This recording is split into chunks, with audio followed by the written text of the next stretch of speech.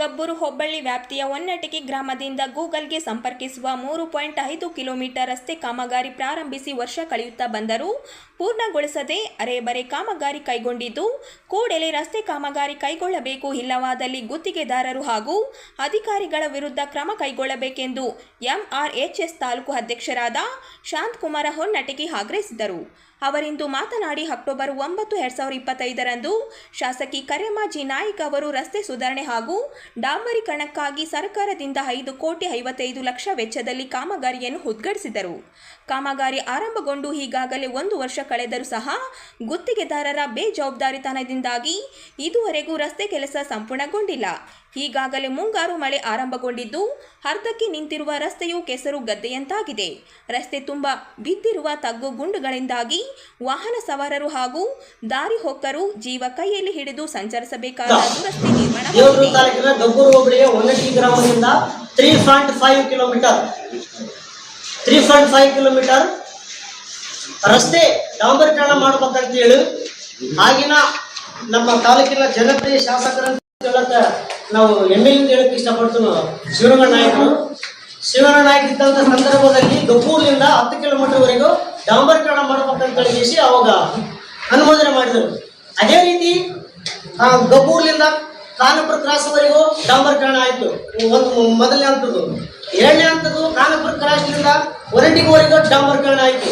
ಮೂರನೇ ಹಂತದ್ದು ಈಗ ಮಾನವಿ ಮೂಲದ ಎಂ ಈರಣ್ಣವ್ರ ಮಗ ಪ್ರವೀಣ್ ಕುಮಾರ್ ಅಂತೇಳಿ ಅವರಿಗೆ ಹೊನ್ನಟಗಿಲಿಂದ 3.5 ಕಿಲೋಮೀಟರ್ ಡಾಂಬರೀಕರಣ ಮಾಡಬೇಕಂತೇಳಿ 31/5/2025 ಅಗ್ರಿಮೆಂಟ್ ಆಗ್ಯದ. ಅವ್ರಿಗೆ ದಯವಿಟ್ಟು ಇದು ನೋಡ್ಬೇಕು. ತಾವು 31/5/2025 ಅಗ್ರಿಮೆಂಟ್ ಆಗ್ಯದ. ಇನ್ನಿದುವರೆಗಾದ್ರೂ ಕಾಮಗಾರಿ ಏನಾಗಿದೆ ಅಂತಂದ್ರೆ ಇನ್ನು 1 ವರ್ಷ ಆದ್ರೆ ಸಹ ಆ ಕಾಮಗಾರಿ ಮುಗಿಯುವಂತ ಪರಿಸ್ಥಿತಿ ಇಲ್ಲ. ಇಲ್ಲಿ ಜಲ್ಲಿಗಂಟಿಗಳು ಹಾಕಿಬಿಟ್ರ, ಬೇಗಟ್ಟಿ ಜಲ್ಲಗಂಟಿಗಳು ಹಾಕ್ಯಾರ. ದಿನನಿತ್ಯ 100 ಅಲ್ಲಿ ವಾಹನ ಸವಾರರು ತಿರುಗಾಡಕತ್ತಾರ. ಮೊನ್ನೆ ಪಿಟಿಕೆ ಸೊಬ್ಬರು ಕೊಟ್ಟಿದ್ರು. ಸರ್ಕಾರ ಏನಾಗ್ಬಿಟ್ಟಿದಪ್ಪ ಅಂತಂದ್ರೆ ಈ ಲೋಕೋಪಯೋಗಿ ಇಲಾಖೆ ಅಧಿಕಾರಿಗಳ ಒಂದು ಬೇಜವಾಬ್ದಾರಿ, ಅವರೊಂದು ಕೆಟ್ಟ ನಡೆ ಅಂತ ಹೇಳಿ ನಾನು ಈ ಸುದ್ದಿಗೋಷ್ಠಿ ಮೂಲಕ ನಾನು ಖಂಡಿಸ್ತೀನಿ. ಗ್ರಾಮೀಣ ಭಾಗದಲ್ಲಿ ರಸ್ತೆಗಳ ಅಭಿವೃದ್ಧಿ ಆಗಲ್ಲ ಅಂತ ಹೇಳಿ ಸರ್ಕಾರ ಕೋಟಿಗಟ್ಟಲೆ ಅನುದಾನ ಬಿಡುಗಡೆ ಮಾಡಿದರು. ಈ ಅಧಿಕಾರಿಗಳ ಒಂದು ವಿಳಂಬತನದಿಂದ ರಸ್ತೆ ಇನ್ನೂ ಹಾಗೆ ಉಳಿದ ಡಾಂಬರೀಕರಣ ಆಗಿಲ್ಲ. ಆ ರಸ್ತೆ ಮೇಲೆ ಜಲ್ಲಿಕಟ್ಟೆ ಹಾಕ್ಯಾರ. ದಿನನಿತ್ಯ ವಾಹನ ಸವಾರರು ಅಲ್ಲಿ ಒಂದು ಅಲೆದಾಡುವಂತ ಪರಿಸ್ಥಿತಿ ಆಗ್ಯದ. ಹಾಗೂ ಅದೇ ರೀತಿಯಾಗಿ ಇವತ್ತಿನಿಂದ ಇಡೀ ರಾಜ್ಯದಂತ ಶಾಲೆಗಳು ಸಹ ಪ್ರಾರಂಭ ಆಗ್ಯಾವ. ಈಗ ಮಕ್ಕಳು ಶಾಲೆಗೆ ಹೋಗ್ಬೇಕಾದ್ರೆ ಹರಿದಾಡ್ತಾರೆ. ಮತ್ತೆ ಮುಂಗಾರು ಈಗ ಮಳೆ ಸಹ ಆರಂಭ ಆಯ್ತು. ಈಗ ಈ ಮಳೆಗಾಲದಲ್ಲಿ ಈಗ ಅಲ್ಲಿ ಡಾಂಬರೀಕರಣ ಮಾಡಿದ್ರೆ ಅಲ್ಲಿ ಸಂಪೂರ್ಣವಾಗಿ ಅದೊಂದು ಕಳಪೆ ಆಗೋದ್ರಲ್ಲಿ ಅನುಮಾನ ಇಲ್ಲ. ಆದ್ರಿಂದ ಈ ಸುದ್ದಿಗೋಷ್ಠಿ ಮೂಲಕ ನಾನು ಮೊನ್ನೆ ಜಿಲ್ಲಾಧಿಕಾರಿಗಳಲ್ಲಿ ಸರ್ಕಾರಕ್ಕೆ ನಾನು ಮನವಿ ಮಾಡಿಕೊಳ್ತೇನೆ. ಕೂಡಲೇ ಇದ್ರ ಬಗ್ಗೆ ಗಂಭೀರವಾಗಿ ಪರಿಗಣಿಸಿ 3.5 ಕಿಲೋಮೀಟರ್ ಅನ್ನ ಕೂಡಲೇ ಡಾಂಬರೀಕರಣ ಮಾಡಿಸಿ ನೆಮ್ಮದಿಯಾಗಿ ಸಾರ್ವಜನಿಕ ನೆಮ್ಮದಿಯಾಗಿ ತಿರುಗಾಡಲು ಅವಕಾಶ ಮಾಡಿಕೊಡ್ಬೇಕಂತೇಳಿ ಈ ಸುದ್ದಿಗೋಷ್ಠಿ ಮೂಲಕ ನಾನು ಒತ್ತಾಯ ಮಾಡ್ತೀನಿ. ಹಾಗೂ ಈ ಕಾಮಗಾರಿ ವಿಳಂಬ ಮಾಡುತ್ತಿರುವ ಲೋಕೋಪಯೋಗಿ ಇಲಾಖೆಯ ತಾಲೂಕು ಮಟ್ಟದ ಅಧಿಕಾರಿಗಳು ಬನಪ್ಪ ಬಳೆ ಹಾಗೂ ಸೆಕ್ಷನ್ ಆಫೀಸರ್ ಲಿಂಗನಂದ ಬಳೆ ಅಂತೇಳಿ ಅವ್ರ ಮೇಲೆ ಸೂಕ್ತ ಕಾನೂನು ಕ್ರಮ ಜರುಗಿಸಿ ಮತ್ತು ಇವು ಲೈಸೆನ್ಸ್ ಅನ್ನು ಕಪ್ಪು ಪಟ್ಟಿಗೆ ಸೇರಿಸಬೇಕಂತೇಳಿ ಈ ಸುದ್ದಿಗೋಷ್ಠಿ ಮೂಲಕ ನಾನು ಹೇಳಕ್ಕೆ ಇಷ್ಟಪಡ್ತೇನೆ. ಹಾಗೂ ಈ ಸುದ್ದಿಗೋಷ್ಠಿ ಉದ್ದೇಶಿಸಿದ ರಾಜಣ್ಣ ನಾಯ್ಕ 3.5 ಕಿಲೋಮೀಟರ್ ಒಂದು ರಸ್ತೆಯನ್ನು ಸುಧಾರಣೆಗಾಗಿ 5 ಸರ್ಕಾರ ಹಣ ಬಿಡುಗಡೆ ಮಾಡಿದ್ರು ಕೂಡ ಇಲ್ಲಿಗೂ ಕಾಮಗಾರಿ ನಮ್ಮ ಇವರು ಶಾಂತಕುಮಾರ್ ಹೇಳಿದಂಗೆ ನಾವು ಇವತ್ತು ಪತ್ರಿಕೆ ಒಂದು ಗೋಷ್ಠಿ ಮಾಡಲು ಉದ್ದೇಶಿಸಿದೆ.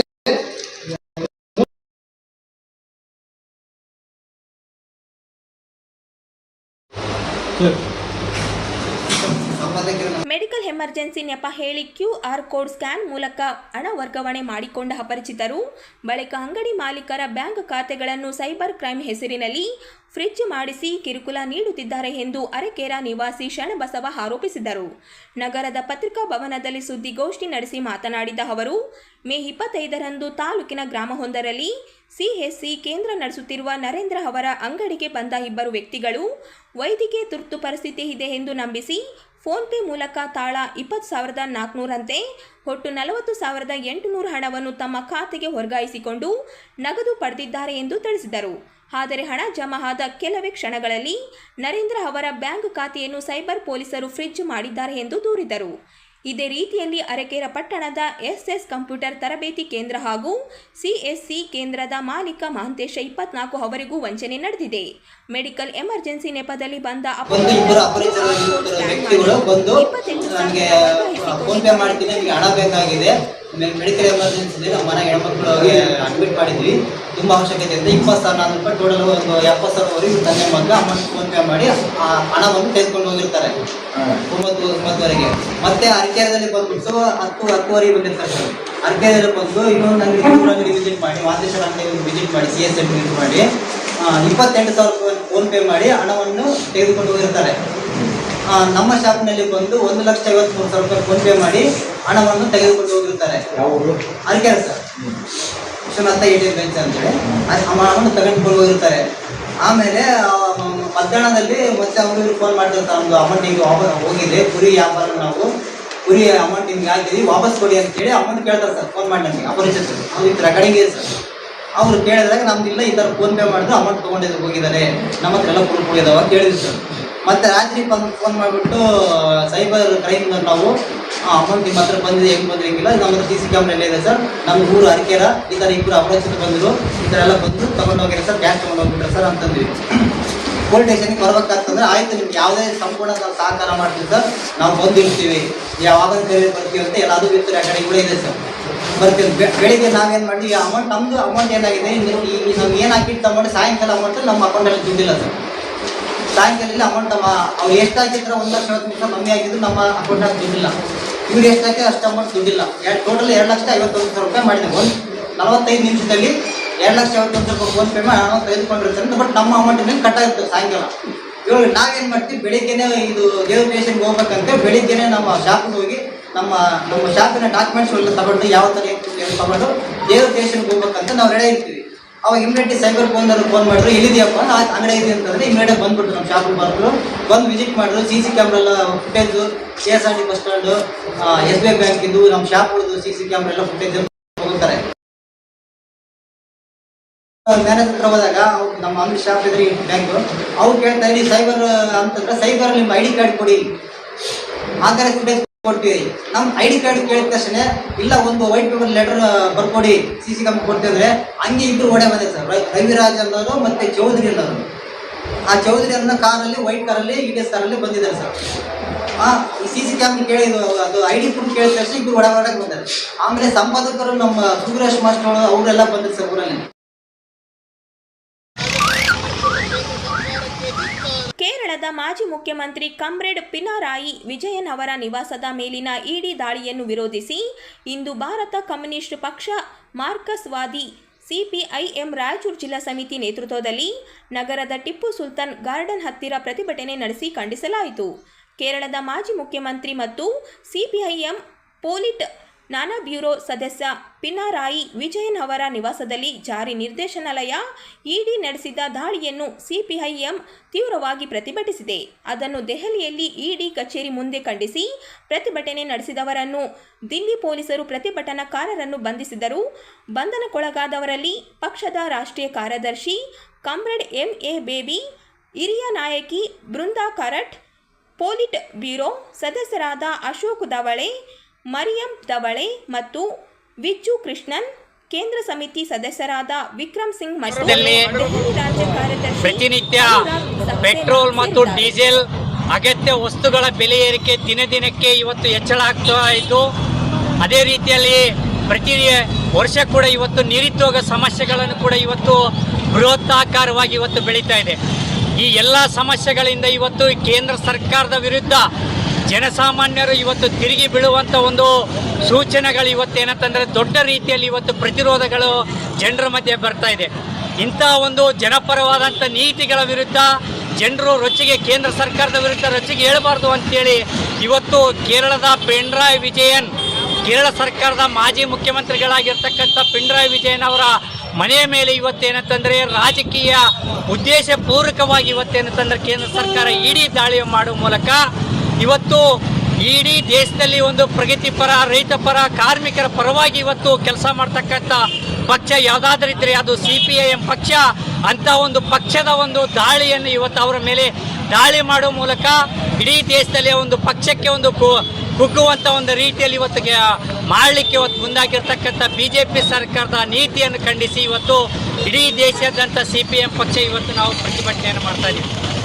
ಒಂದು ರೀತಿಯಲ್ಲಿ ಜನಸಾಮಾನ್ಯರು ಇವತ್ತು ಪ್ರತಿನಿತ್ಯ ಅಗತ್ಯ ವಸ್ತುಗಳ ಬೆಲೆ ಏರಿಕೆ ಮೂಲಕ ಇವತ್ತು ನರಳುತ್ತಾ ಇದ್ದಾರೆ. ಅದನ್ನು ಕಡಿಮೆ ಮಾಡುವ ಬಿಟ್ಟು ಇವತ್ತು ಈ ದೇಶದಲ್ಲಿ CBI ಮತ್ತು EDಯನ್ನು ಬಳಕೆ ಮಾಡಿಕೊಳ್ಳುವ ಮೂಲಕ ಇವತ್ತು ಜನಸಾಮಾನ್ಯರ ಕಷ್ಟಗಳನ್ನು ಇವತ್ತು ಮರೆಮಾಚಲಿಕ್ಕೆ ನೀತಿಯಲ್ಲಿ ಇವತ್ತು ಕೇಂದ್ರ ಸರ್ಕಾರ ಮುಂದಾಗಿರ್ತಕ್ಕಂಥದ್ದು ಅತ್ಯಂತ ಏಡಿತನದ ನೀತಿಯಾಗಿದೆ. ಇಂಥ CBI ಮತ್ತು ದಾಳಿಗಳ ಮೂಲಕ ನಾವು ಇವತ್ತೇನಂತಂದರೆ ಈ ರೀತಿಯ ಚಳುವಳಿಗಳನ್ನು ಮುರಿಯಲು ಸಾಧ್ಯವಿಲ್ಲ ಅಂತಕ್ಕಂಥ ಮಾತನ್ನು ಈ ಪ್ರತಿಭಟನೆಯ ಮೂಲಕ ನಾವು ಕೇಂದ್ರ ಸರ್ಕಾರಕ್ಕೆ ಒತ್ತಾಯವನ್ನು ಮಾಡ್ತಾ ಇದ್ದೀವಿ.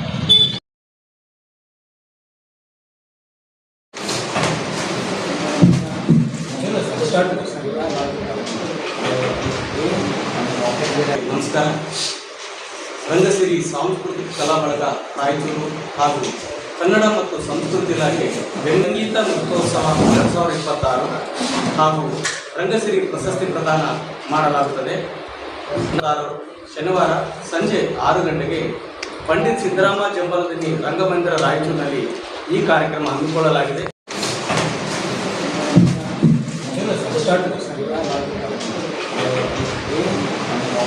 ನಮಸ್ಕಾರ. ರಂಗಸಿರಿ ಸಾಂಸ್ಕೃತಿಕ ಕಲಾ ಬಳಗ ರಾಯಚೂರು ಹಾಗೂ ಕನ್ನಡ ಮತ್ತು ಸಂಸ್ಕೃತಿ ಇಲಾಖೆ ಸಂಗೀತ ನೃತ್ಯೋತ್ಸವ 2026 ಹಾಗೂ ರಂಗಸಿರಿ ಪ್ರಶಸ್ತಿ ಪ್ರದಾನ ಮಾಡಲಾಗುತ್ತದೆ. ಶನಿವಾರ ಸಂಜೆ 6 ಗಂಟೆಗೆ ಪಂಡಿತ್ ಸಿದ್ದರಾಮ ಜಂಬಲದಿನ್ನಿ ರಂಗಮಂದಿರ ರಾಯಚೂರಿನಲ್ಲಿ ಈ ಕಾರ್ಯಕ್ರಮ ಹಮ್ಮಿಕೊಳ್ಳಲಾಗಿದೆ. ಸಂಸ್ಥಾಪಕ ಧರ್ಮಾಧಿಕಾರಿಗಳು ಓಂ ಸಾಯಿ ಧ್ಯಾನ ಮಂದಿರ ರಾಯಚೂರು ಇವರು ವಹಿಸಿಕೊಳ್ಳಲಿದ್ದಾರೆ. ಈ ಕಾರ್ಯಕ್ರಮದ ಉದ್ಘಾಟನೆಯನ್ನು ಸನ್ಮಾನ್ಯ ಬಸನಗೌಡ ದದ್ದಲ್ ಅಧ್ಯಕ್ಷರು, ಮಹರ್ಷಿ ವಾಲ್ಮೀಕಿ ಅಭಿವೃದ್ಧಿ ನಿಗಮ ಬೆಂಗಳೂರು ಹಾಗೂ ಶಾಸಕರು ರಾಯಚೂರು ಗ್ರಾಮೀಣ ಕ್ಷೇತ್ರ ಇವರು ಉದ್ಘಾಟಿಸಲಿದ್ದಾರೆ. ಅಧ್ಯಕ್ಷತೆಯನ್ನು ಸನ್ಮಾನ್ಯ ಡಾಕ್ಟರ್ ಎಸ್ ಶಿವರಾಜ್ ಪಾಟೀಲ್ ಶಾಸಕರು ರಾಯಚೂರು ನಗರ ಕ್ಷೇತ್ರ ಇವರು ಅಧ್ಯಕ್ಷತೆಯನ್ನು ವಹಿಸಿಕೊಳ್ಳಲಿದ್ದಾರೆ. ಜ್ಯೋತಿ ಬೆಳೆಸುವವರು ಎಂ ಚಂದ್ರಶೇಖರ್ ಪಾಟೀಲ್ ಮಿರ್ಜಾಪುರ್ ಜಿಲ್ಲಾಧ್ಯಕ್ಷರು, ಅಖಿಲ ಭಾರತ ವೀರಶೈವ ಲಿಂಗಾಯತ್ ಮಹಾಸಭಾ ರಾಯಚೂರು. ಶ್ರೀ ರಾಜಾ ಶ್ರೀನಿವಾಸ್ ಅಧ್ಯಕ್ಷರು ರುಸ್ಮಾ ಹಾಗೂ ನಿಕಟಪೂರ್ವ ಸದಸ್ಯರು ರಾಯಚೂರು ವಿಶ್ವವಿದ್ಯಾಲಯ ರಾಯಚೂರು. ಶ್ರೀಮತಿ ಡಾಕ್ಟರ್ ನಾಗವೇಣಿ ಎಸ್ ಪಾಟೀಲ್ ರಾಜ್ಯ ಪ್ರಧಾನ ಕಾರ್ಯದರ್ಶಿಗಳು ಕರ್ನಾಟಕ ಪ್ರದೇಶ ಮಹಿಳಾ ಕಾಂಗ್ರೆಸ್ ಸಮಿತಿ ಬೆಂಗಳೂರು. ಶ್ರೀ ವೀರನಗೌಡ ಪಾಟೀಲ್ ಲೆಕ್ಕಿಯಾಳ್ ಜಿಲ್ಲಾ ಅಧ್ಯಕ್ಷರು ಭಾರತೀಯ ಜನತಾ ಪಕ್ಷ ರಾಯಚೂರು ಜಿಲ್ಲೆ. ಶ್ರೀಮತಿ ಉತ್ತರಾದೇವಿ ಮಠಪತಿ ಸಹಾಯಕ ನಿರ್ದೇಶಕರು ಕನ್ನಡ ಮತ್ತು ಸಂಸ್ಕೃತಿ ಇಲಾಖೆ ರಾಯಚೂರು. ಶ್ರೀ ಶರಣಪ್ಪ ಪಟ್ಟೆಲ್ ಕಾರ್ಯನಿರ್ವಾಹಕ ನಿರ್ದೇಶಕರು ಕ್ಯಾಸ್ಟೆಕ್ ಶಕ್ತಿನಗರ. ಜೆ ಸತ್ಯನಾಥ್ ನಿವೃತ್ತ ನೌಕರರು RTPS ಶಕ್ತಿನಗರ. ಅದೇ ರೀತಿ ಈ ಕಾರ್ಯಕ್ರಮದ ಮುಖ್ಯ ಅತಿಥಿಗಳಾಗಿ K Uday Bhaskar Nayak Panchamukhi automotives Raichur. Shrimati Manjula Avadhoot warden ಸಮಾಜ ಕಲ್ಯಾಣ ಇಲಾಖೆ ರಾಯಚೂರು. ಶ್ರೀ ಬಿ ಗೋವಿಂದ್ ಮಾಜಿ ಅಧ್ಯಕ್ಷರು ನಗರಾಭಿವೃದ್ಧಿ ಪ್ರಾಧಿಕಾರ ರಾಯಚೂರು. ಶ್ರೀ ಎಂ ಪವನ್ ಕುಮಾರ್ ಮಾಜಿ ಸದಸ್ಯರು ರಾಯಚೂರು ಮಹಾನಗರ ಪಾಲಿಕೆ. KC ಅಯ್ಯಣ್ಣ ಬಡವಾಟಿ ಅಧ್ಯಕ್ಷರು ಕ್ರಾಂತಿವೀರ ಸಂಗೊಳ್ಳಿ ರಾಯಣ್ಣ ಕಲ್ಯಾಣ ಕರ್ನಾಟಕ ವಿಭಾಗ ರಾಯಚೂರು. ಶ್ರೀ ಯು ಗೋವಿಂದ ರೆಡ್ಡಿ ಮಾಜಿ ಸದಸ್ಯರು ನಗರಾಭಿವೃದ್ಧಿ ಪ್ರಾಧಿಕಾರ ರಾಯಚೂರು. ಶ್ರೀ ಪಿ ಶ್ರೀನಿವಾಸ ರೆಡ್ಡಿ BJP ಯುವ ಮುಖಂಡರು ಜಲಾಲ್ ನಗರ್ ರಾಯಚೂರು. ಶ್ರೀ ಜಿ ವಿಜಯರಾಜ್ ರೆಡ್ಡಿ ಕಾಂಗ್ರೆಸ್ ಯುವ ಮುಖಂಡರು ಜಲಾಲ್ ನಗರ್ ರಾಯಚೂರು. ಡಿ ವೆಂಕಟೇಶ್ ರೆಡ್ಡಿ ಕಾಂಗ್ರೆಸ್ ಯುವ ಮುಖಂಡರು ವಾರ್ಡ್ ನಂಬರ್ 23 ಮಡಿಪೇಟ್ ರಾಯಚೂರು. ಅಂಗಡಿ ತಿಮ್ಮಾರೆಡ್ಡಿ ಕಾಂಗ್ರೆಸ್ ಮುಖಂಡರು ರಾಯಚೂರು. ಕರಿಯಪ್ಪ ನಾಯಕ್ BJP ಯುವ ಮುಖಂಡರು ರಾಯಚೂರು. YN ವೀರೇಂದ್ರ ಪ್ರಕಾಶ್ JDS ಯುವ ಮುಖಂಡರು ಜಲಾಲ್ ನಗರ್ ರಾಯಚೂರು. ಶಿವಾನಂದ್ ಬಂಕೊಳ್ಳಿ ರಾಯಲಸೀಮಾ ತಾಡಪತ್ರಿ ರಾಯಚೂರು. ಜೆ ರಮೇಶ್ ಮೂಡದಿನ್ನಿ ಉಪಾಧ್ಯಕ್ಷರು ಬ್ಲಾಕ್ ಕಾಂಗ್ರೆಸ್ ಪ್ರಚಾರ ಸಮಿತಿ ರಾಯಚೂರು ಗ್ರಾಮೀಣ. ಜಿ ನರಸಿಂಹ ಅಧ್ಯಕ್ಷರು ಕಲಾದೇವಿ ಕಲಾ ಬಳಗ ಹವ್ಯಾಸಿ ನಾಟ್ಯ ಸಂಘ ಚಿಕ್ಸೂರು ಇವರು ಮುಖ್ಯ ಅತಿಥಿಗಳಾಗಿ ಭಾಗವಹಿಸಲಿದ್ದಾರೆ.